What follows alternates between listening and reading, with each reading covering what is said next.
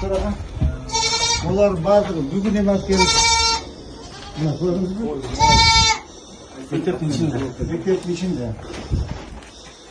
Срочно бұл ешке сатылап тасталған. Шunu көрді ме? Жарайды. Бул тооккана малканага айланып кеткен номер 2 Салижан Жигитов атындагы орто мектебинин короосу. Мында билим алуучу жайдын айланасын тарытып, жергиликтүү жашоочулар ээлеп алышкан. Мектеп короосуна мал жандыктарын эркин кое беришип, ал тургай малканаларына чейин салып алышкан. Анда абал менен шаар мэрида таанышып, иретке келтирүүнү тапшырды. Тияқта осы мына көрдіңіз бе мына? Уят та бұл деген. Как это так? Мектептің ішінде үй қылып алған.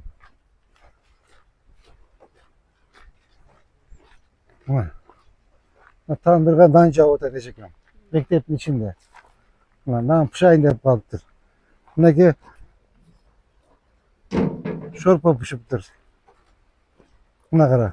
Нан жауып отыр. Мектептің ішінде. Как это так?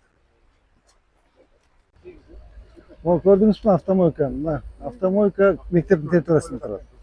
Мол үйлер бардығы мектептің территориясында тұрады. Ана бұл жақта жителдер бардығы ежекелерді қорқытып алыптыр. Мына директор ежеке өзі айтты, тоғыңды шығарба, қойыңды шығарба, малыңды шығарба десе, жоқ, мен шығарамын. Деп мына газға өзім кіріп шықтым. Içi полностью куры, вот видите, вот мектеп емес бұл тоқ қана. Көрдіңіз ме? Тоқ қана, қой қана, мал қана бүт барды мектептің территориясында. Мында жалпы 15 чукул курулуш мектептин аймагына курулуп калган. Аларды эми бузуп, мектептин карамагына тиешелүү жерде кайтаруу иштери жүрөт. 1760 окуучу окуйт экен. 1760 окуучу, 84 мугалим бар экен. Представляете? Баш этеги болуп 2000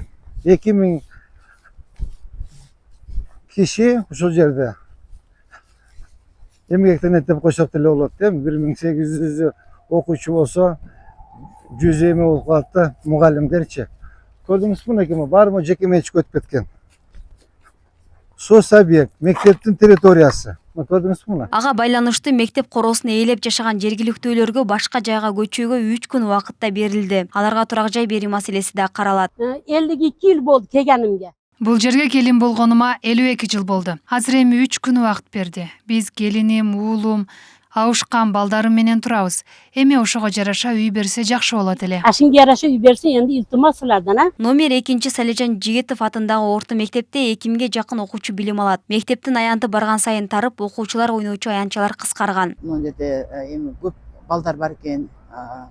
Бул жердеги үйдөгү аялдар менен өзү кээ бирде учурда конфликт болуп кеткен учурлар да болуп атат. Алар ошол койлорун, тоокторун жайып салып, биз ошол нерсени алгыла деген менен ошодон гана конфликт болуп атат. Буга чейин да шаардагы бир канча мектептердин айланасында жайгашып калган мыйзамсыз курулуштар алынган. Анда мектептерге тиешелүү аянтчаларда соода түйүндөр жайгашкан. Жалпы 10дон ашуун мектептин айланасындагы мыйзамсыз курулуштар алынып, иретке келтирилүүдө. Айдана Малбек кызы, Урмат Урматбеков, Ош ТВ.